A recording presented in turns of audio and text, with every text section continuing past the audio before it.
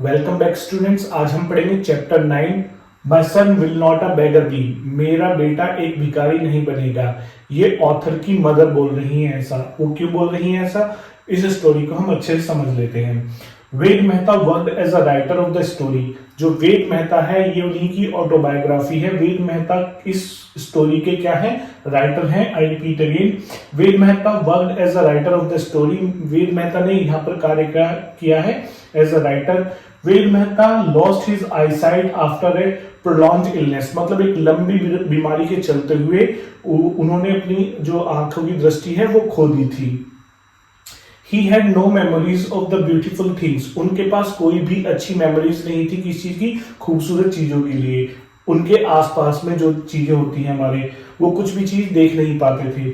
When he was 3.5 years old, जब वो 3.5 साल के थे तब उन्होंने अपनी आंखें खो दी थी।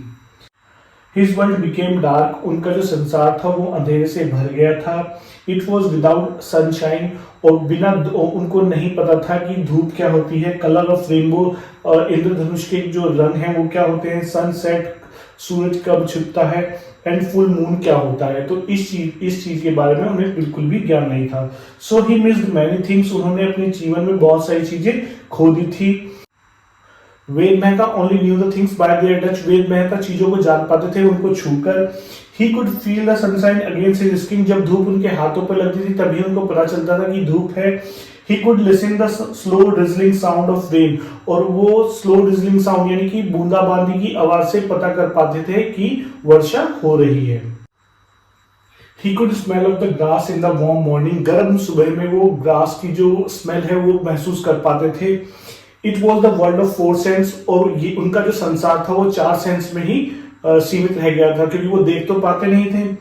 ही एडजस्टेड स्लोली। उन्होंने अपने आप को धीरे धीरे एडजस्ट कर लिया टू दिस वर्ल्ड, इस संसार को, विदाउट एनी कंप्लेन, बिना किसी कंप्लेन किए बिना। तो यहाँ पर एक लाइन दी हुई है, it was the world of 4 sense. जैसे 5 सेंसेस होते हैं तो उनकी आईज उन्होंने खो दी थी तो उनके 4 सेंस बचे, तो वो 4 सेंस के यहाँ पर ही अपना जीवन जी रहे थे। The author's mother blamed something in past for his blindness. जो ऑथर की माता जी हैं वो ब्लेम कर रही थी किसी गलत चीज जो रॉन्ग डन हुआ है पास्ट में, उसकी वजह से उनको उनकी आईसाइट। शी कॉल्ड फैमिली पंडित। वो अपने फैमिली पंडित, ये जो पारिवारिक जो पंडित होते हैं उनको बुलाती हैं। एंड कंसल्टेड हिम, और उनसे सलाह परामर्श करती है। Pandit ji suggested that by the intensive prayer and penance the eyesight could be restored. Pandit ji बताते हैं गहन प्रार्थना करके और तपस्या करके आंखों की दृष्टि को वापस लाया जा सकता है। The hakim prescribe surmas to restore the author's eyesight. Author की आईज को वापस लाने के लिए हकीम सुरमा का प्रयोग के लिए बोलता है। दी सुरमास वर वेरी हार्ड। ये जो सुरमे होते हैं बहुत ज्यादा हार्ड होते हैं। And burn the eyes of author. Author की आंखों को ये जला देते हैं। The author's father being a doctor. Author के पिताजी एक डॉक्टर होने के नाते could understand that his son wanted to care his blindness. उनका जो पुत्र है वो चाहता है कि उसके जो अंधापन है उसका इलाज किया जाए। He read all the available literature. वो सभी लिटरेचर को पढ़ते हैं जो ब्लाइंडनेस यानी अंधेपन पर थी। ही कॉरस्पॉन्डेड विद द सेवरल स्कूल्स। वो बहुत सारे स्कूलों से पत्र संपादन करते हैं, उनसे कांटेक्ट करने की कोशिश करते हैं।